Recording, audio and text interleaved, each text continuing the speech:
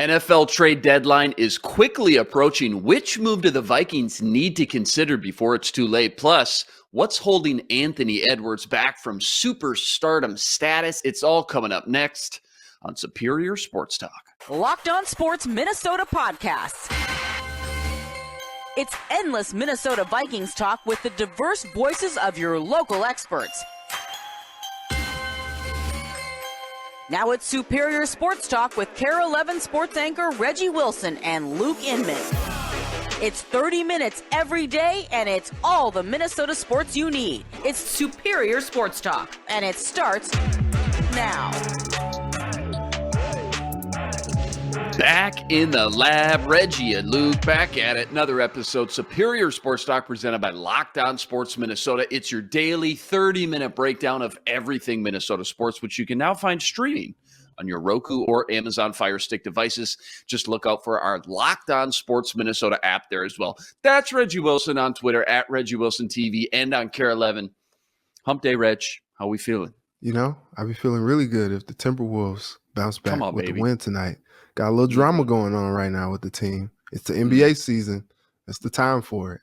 Lots to get into, but first, remember, follow along Locked On Minnesota YouTube channel. Hit the subscribe button. Leave us a comment. Let us know what you think. And on Twitter, it's at Locked On MIN. And remember, we're a podcast too. Free and available, all platforms, Spotify, Apple, you name it, we got it. Tons of great choices over there too. You got the Ron Johnson Show. You got the Football Party and more. Your one-stop shop with endless Vikings talk with local experts. Do us a favor. Hit the subscribe button and drop us a 5-star review. Speaking of YouTube, every day posted a new poll up on the Locked On Minnesota YouTube community page.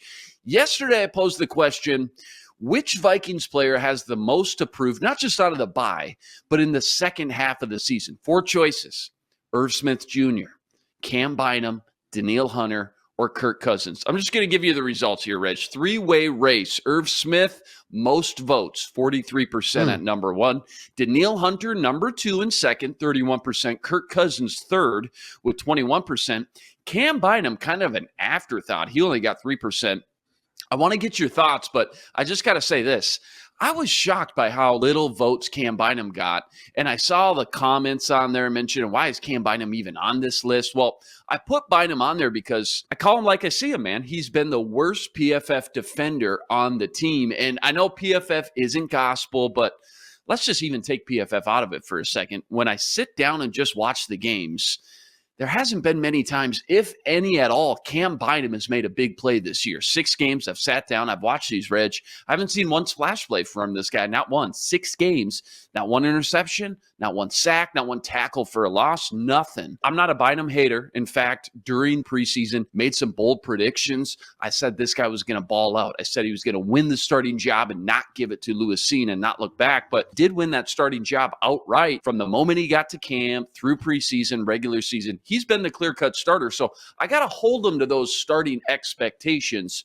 And for him to only get 3%, it just kind of surprised me, I guess. That's all. So he's supposed to be a young, up-and-coming guy on this roster, second year now. He hasn't really made many plays, if any at all. Your thoughts on the votes? Who has the most pressure this second half of the season, in your opinion? You asked me, because we kind of talked about this a couple days ago, but I still stick with Kirk Cousins just because, like, it's a quarterback-driven league, and this team is going to go as he goes. If he has success, I think this team will ultimately have success. Numbers are down. Hasn't really been as consistent as years past, because he's still trying to learn this offense and get his feet set, get a rhythm in there. But I think if he comes out of this bye and is a little bit more juiced up, has some more consistency, is, throwing for 300+ yards, 3+ touchdowns in these games. Like, I think this Vikings team will ultimately continue their success. If he continues to play like he's playing, I don't know that there's going to be all these games where you're like, oh, they have a chance to win it right at the end, because, the competition is kind of getting a little stronger. And so if he's going to continue to play like he has been playing, then I think this team is a little doomed. But, that being said, if another guy that was on that list, Danielle Hunter, if he's, matching or exceeding Za'Darius Smith's production as an edge rusher, then maybe they have a little bit more of a chance too. So I think both of those guys have to have a big second half of this season. Yeah, I'm with you. I almost didn't even put Kirk on the list just because he's a quarterback. Obviously, he's got a lot of pressure. Hasn't really, statistically anyways, lived up to what we thought he would do under Kevin O'Connell. For him to be only third on the list, that surprised me a little bit. I almost took him out and put a guy like maybe Adam Thielen, who, again, statistically just maybe hasn't lived up to that. KJ Osborne, somebody like that, Dalvin Cook maybe, who, again, guys are winning. Obviously, that's the most important, but statistically, some guys have been a little underwhelming from what we thought from this KOC offensive explosion. Remember, go check out the Locked On Sports Minnesota YouTube page every day, posting a new poll up there. Hit the subscribe button so you never miss a beat. Go comment and let us know what you think. All right, to football we go. NFL trade deadline. It's just days away now at this point. ESPN came out with another article. This time they said the Vikings trading Alexander Mattison makes a lot of sense. He's a free agent after this year. You got two young pups behind him ready to go. There's running back needy teams out there that would gladly take him. Reg, we're both fans of Mattison. What would you have to get in return that would make you say, okay, all things considering, knowing he's leaving next year, knowing you got three other guys in the backfield, I can live with that. Go ahead, punch it. I guess like a second or third round pick. I don't know, but it's just like, why would you do that though? You know, right. Dalvin is already nursing an injury that he's playing through, and Mattison has shown himself to be a good complement as a back. And so if you give him up, now you're talking about relying on Kane, which you really haven't used him in that way this season. So it's just like, why would you do that? And then also Ty Chandler, you know, broke his thumb and he flashed in the preseason, but you're like, well, can you really rely on that guy as well to do what he's supposed to do? And so I just don't pull the trigger right now. I think you hold on to Mattison. He's a valuable guy. It's weird. It's like I don't necessarily even call him a backup running back. Like he is kind of like the 1B to Dalvin's 1A. You know, maybe the split is not like a Ezekiel Elliott, Tony Pollard situation in Dallas, but Mattison is very valuable to this offense, and he's shown his ability time and time again. And I just don't know how you get rid. If you're a team that is trying to ascend and trying to stay ahead in the division and compete for a championship, you don't give away a valuable piece for a future commodity. Why would you do that? I would argue he's not only a great he might be the best backup running back in the league. It's surprising he doesn't get talked about as that guy a little bit more. Problem is, too, it's such a watered down position now, running back. I feel bad for these guys, man. They just get used and abused, thrown to the street. When I see James Robinson, who is young, ultra productive when healthy, 10 touchdowns and over 1,000 yards his rookie year on a horrible Jags offense, by the way. Then he gets hurt last year, but the guy's only 24 years old, and he gets traded for a late day 3 pick. It's just tough for me to realistically think you're going to get anything more than 6th round pick. I'm with you. I'm just keeping him for the remainder of the year, and I'm a huge draft guy. I love stockpiling any extra picks I can get. They're already down a 4th and a 6th, but because the Vikes are 5-1 and not 1-5, they're likely going to win the division. They get a good seat in the playoffs. I think you need to be more buyers than sellers now. Maximize this kind of rare opportunity of being a legitimate playoff team and play with kind of house money that you got. And you know what? You're still going to get a compensatory pick back for Mattison when he leaves anyways. So really, who cares if you get a 6th round this year or 6th round next year? Not that big of a difference. He's too good, too effective, outstanding change of pace to Cook, as mentioned, and that running style. They both offer such a different running style that keeps defense on their toes. And you could argue, had he gotten the same amount of touches as Cook up to this point, his numbers may be actually the same, if not better. When he's gotten chances, he's been very effective. So I'm keeping him. CBS Sports, they also came out with their own trade scenario for the Vikes. Tell me what you think here, Reg. A 4th round pick to Cleveland for cornerback Greedy Williams and a 6th round pick back. I actually like this dude coming out a few years ago, the draft. He's only 25 at most, been injured off and on, but 2nd round pick coming out of LSU. LSU, man, those guys breed NFL secondary players. It would be great depth, I guess, if nothing else, but we're already down a 4th and a 6th round pick. I don't know how much more draft capital I'm ready to just keep throwing away, honestly. How about you, Reg? I wouldn't be mad at that.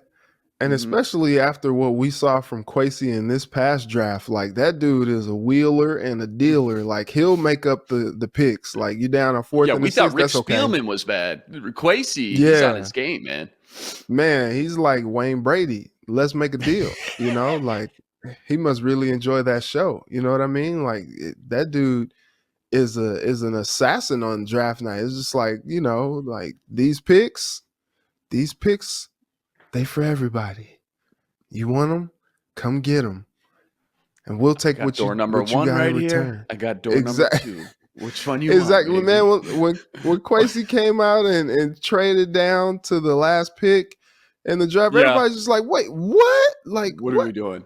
Like they didn't pick until right when I went on the air at KARE 11 for the 10 o'clock news, and it was just like, bang, they picked Lewis Seen, bang, Reggie, time to talk. And I'm like, hey, they picked Lewis Seen just right now, like just right now. All right, have a good night, And so, a player like Greedy, like that would be helpful for them, especially with the kind of the lack of depth. Me and you talked about it yesterday. If Pat P or Cam Dantzler were to go down for any period of time, like you would be a little bit worried about this cornerback group. And so if they were to swing at a guy like Greedy, you would hope that he wouldn't be like an oft injured guy and he would be able to be out there and productive. But I wouldn't be mad at that. I think he brings a lot of value to the team, as opposed to maybe trying to draft a guy in the second, third, fourth round or whatever next year. Weekly tradition on the show, ESPN's latest power rankings. Just take a guess. I'm sure you've already taken a sneak peek. I know you by now. But just take a guess at the top handful or two of teams here that ESPN's got on their latest power rankings. I'll give you the first one, Buffalo Bills. Who's number 2? Oh, number 2. Kind of a tier. There's 3 kind of teams in this top tier by themselves. Then you get into the second tier. Well, it's interesting that Buffalo's number 1 when there's still an undefeated team left in the league. So I would imagine Philly is up there. Absolutely. Philly number 2, number 3. Yep, number 3. Chiefs. Kind of this Yep. So that's kind of the top tier, right? Everybody knows that. Then you get in the second tier. It goes New York Giants, Minnesota Vikings, still sitting in the top 5. They moved down a spot during their bye week, even though they didn't play. They go from 4 to 5, which is fine, still in the top 5. The article, and Kevin Seifert goes on to say, it's all about Kevin O'Connell maximizing these different ways to win games late, play calling, clock management. He's led the NFL through 7 weeks with 59 points scored in the final 4 minutes. We know how bad they were unders in those last 2 years. They go from worst to first. That's the difference. Cowboys number 6. Ravens number 7. They're only 4-3, but Ravens number 7. Everybody's still kind of scared for the Ravens.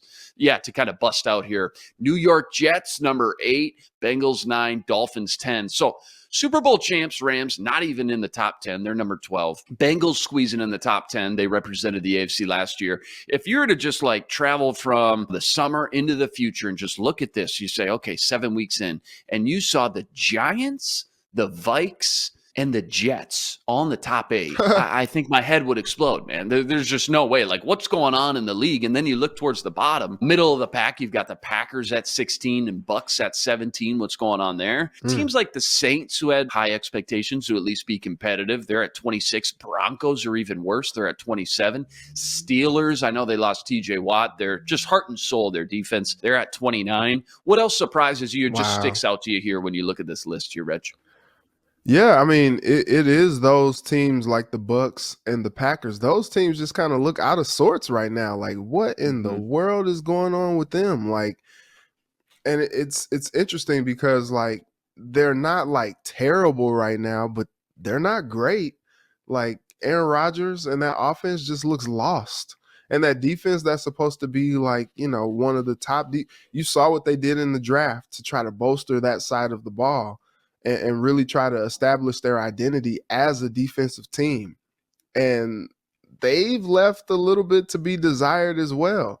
The Bucks, I'm really not sure what's going on with them. Like, they have the weapons. Godwin is healthy-ish. Mike Evans is there. Like, Tom Brady has like his top 2 targets. Lenny Fournette is playing. Like, I'm not really sure what's going on with that offense, why they aren't clicking, but they're like a conundrum right now. And I don't really understand why they're kind of in the depths of the dumpster right now. What's interesting too is Arizona, after the win on Thursday night, they're only sitting at 20. It's just like that was crazy. they don't necessarily believe in them, but I do think that they're a dangerous team, and the Vikings are going to be on notice on Sunday if they come out and start swinging at them. And so those are some of my teams there. It's funny, Matt Ryan gets benched, and the Colts are still at 22nd, but they're a 500 team. So I don't know. We'll see what happens, but these power rankings are always so interesting to see like where national people think these teams are. Yeah, Cardinals moved up 6 after that big win on primetime versus the Saints on Thursday night. It notes 48% of the targets from Kyler went to DeAndre Hopkins. It's just clear how much they missed their wide receiver one in that offense because he still is in his prime when healthy. He's that good. Vikes Cardinals Sunday in the backyard at the bank. Kickoff noon Central Standard Time. Rest assured, Reggie and I will be here all week breaking it all down. All right, coming up next, we're breaking down Anthony Edwards and what he needs to do to become a superstar in the league. But first, Vikes now 12-1 to win the Super Bowl after that 5-1 start. Justin Jefferson 25-1 to win the MVP. Vikes open the week as 3.5-point favorites versus the Cardinals coming out of the bye. Make sure to keep tabs all season long and check those odds out and more with BetOnline. BetOnline.net, fastest and easiest way to check in on all your betting needs. Find all your favorite sports and events at the #1 online source for odds, lines, and games. Stats, news, info, you want it. They got it. NFL, MLB, NBA, even MMA and UFC. BetOnline makes betting easy and is your #1 source for all your betting needs. Go to betonline.net today to learn more. That's betonline.net. It's where the game starts. And remember, when you subscribe to Locked On Sports Minnesota, endless Vikings talk with local experts. Sam and Ron talk football every day on the Ron Johnson Show. Reggie Wilson gives you a sports anchor's perspective right here on Superior Sports Talk. And the Minnesota Football Party brings together the top Vikings podcasters in the city. Subscribe to the free Locked On Sports Minnesota podcast feed wherever you find your podcasts, or find us on the Locked On Sports Minnesota YouTube channel. Hit the subscribe button, leave us a comment, let us know what you think. And remember, you can now find us streaming on your Roku or Amazon Fire Stick devices. Just download our Locked On Sports Minnesota app. Enjoy all our content and daily shows for free at your fingertips any day, anytime. All right, to basketball we go. We ripped on the Wolves all day yesterday. Brutal loss to the Spurs. They're now 2-2. And one of the main takeaways after that game for both of us, I think, here, Reg, was who's the leader? Who's the leader of this team? Who's the man that rallies the troops when things get ugly? Pat Bev, he's long gone. I can't believe they kind of haven't figured this out. Who's going to step into that role a little bit more? Because it's clearly becoming kind of a little issue here behind the scenes. And it's clear for me, Reg, Ant Edwards has to step up here and take on this new leadership role if he's going to take this game to the next level in the NBA and kind of tap into that superstar status. He had 9 points last game. That should never happen. What's your thoughts on Ant stepping up and being the vocal leader? And what else, if anything, he needs to do or show to become a legit superstar in the NBA, like we all know he can be? So I don't know if you saw, but it was big news around really all the national pundits and all that. What Cat said about Ant after the game. Hated it. Talking about he needs to work on his body a little bit more. I know y'all think it's funny. He jokes about the Popeyes and the McDonald's, but I don't like that. I don't. It's like Cat. Yeah, and it was just like, dude, whoa, like where did that come from? Yeah, and it's like, if Ant didn't feel like disrespected by that, he at least was just like, whoa, big fella. Dang, storm me out, baby. Like, dang, don't talk. Getting thrown under the bus. It's delicious. Come on. I'm a young dude. I can work it off. What do you mean? Got that metabolism going. Piece? Hey, quick confession. Never had Popeyes. What? No. I swear to God. I swear. Never. Today, when they open at 10:30, you need to go there and get a big box. Go and get a big box and let it bless you. Get the spicy, okay? Make sure you get some strawberry jam for the biscuits. That's a thing? Oh, I like that. Yes.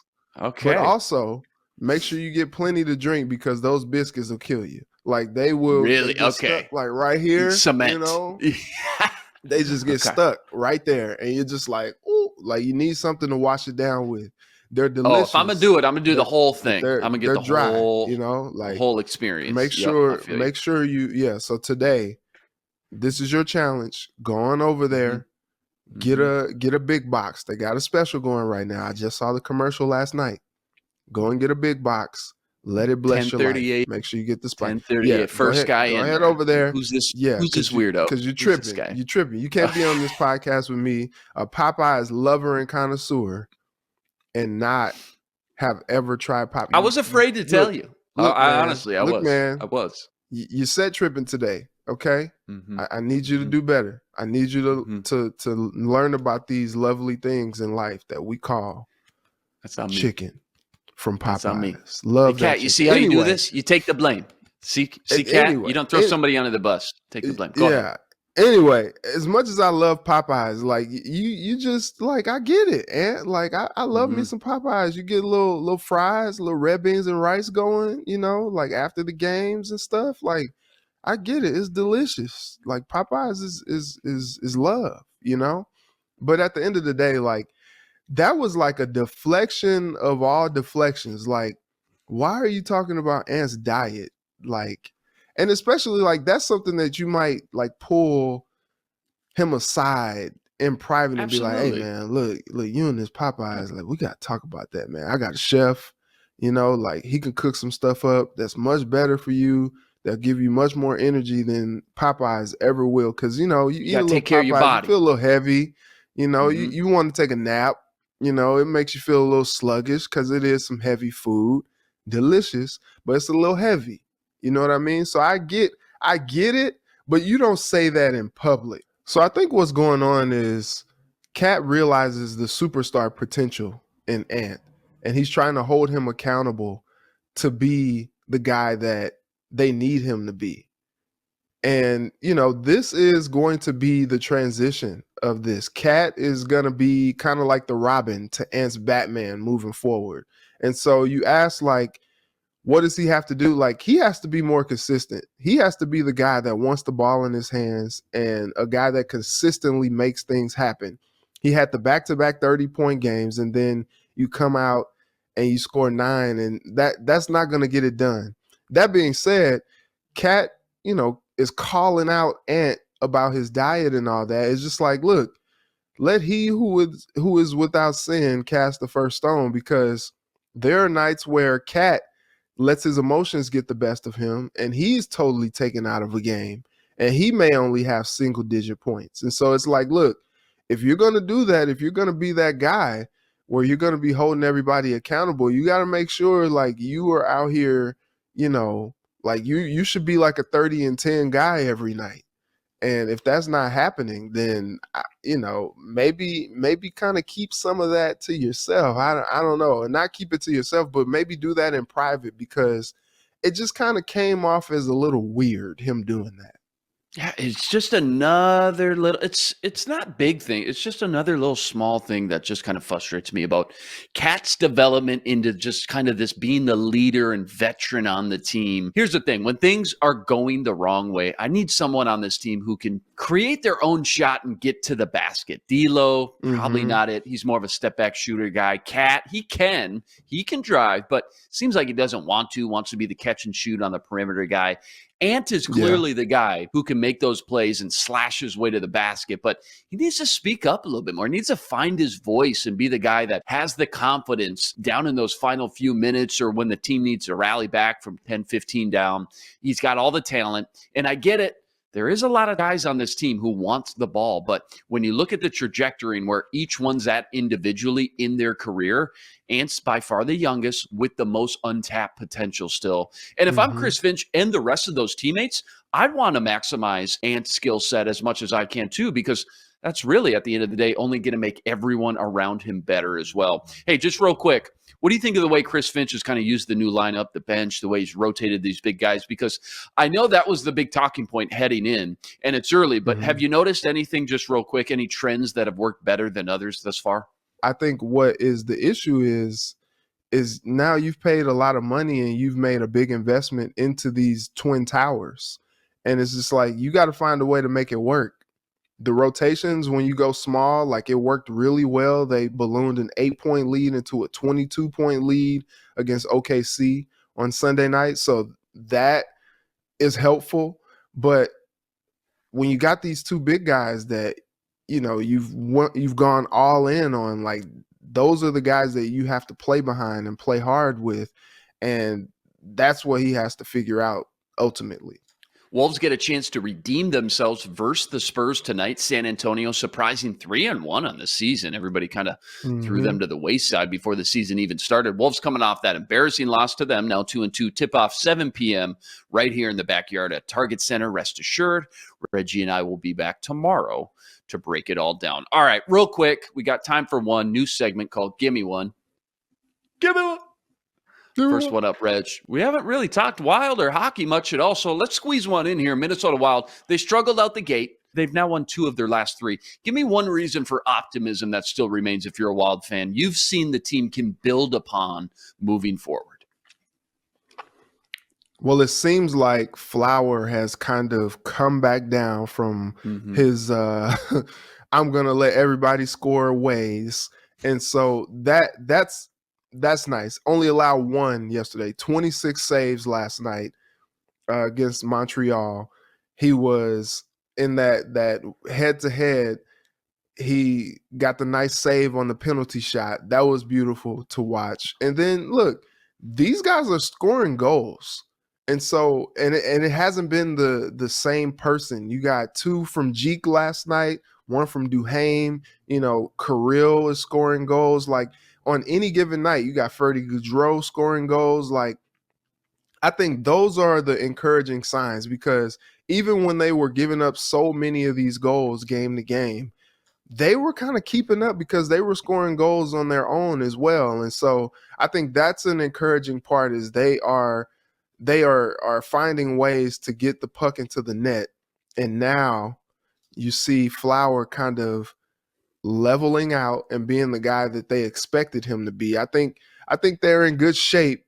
I'm still a little concerned about this team just because they don't have like that firepower that we're used to that they had last year. But, so far so good. If they could string along another one and beat Ottawa on Thursday night, like now they're back to 500, and it's like, all right, the whole new season at that point. That's been nice to see so far. So, yeah, we'll see what they can do tomorrow. And rest assured, Friday, we'll keep tabs on that and break it all down. All right, that's a wrap today. Back tomorrow. More superior sports talk on the Locked On Sports Minnesota Network. Remember, you got to like, rate, review, and subscribe to the YouTube channel. Join us every day for another episode with your 30-minute breakdown of everything Minnesota sports. We're a podcast too, free and available, all platforms. Subscribe, drop us a 5-star review, and find us now streaming on your Roku or Amazon Fire Stick devices. Just look out for our Locked On Sports Minnesota app there as well. That's Reggie Wilson on Twitter, at Reggie Wilson TV. Check him out every night up on KARE11. I'm Luke Inman on Twitter, at Luke_Spinman. Special thanks to our producer, Matt DeBritz. Tune in tomorrow to Superior Sports Talk, part of Locked On Sports Minnesota. For Reggie, I'm Luke. Until tomorrow, signing out. Be blessed. Spread love today.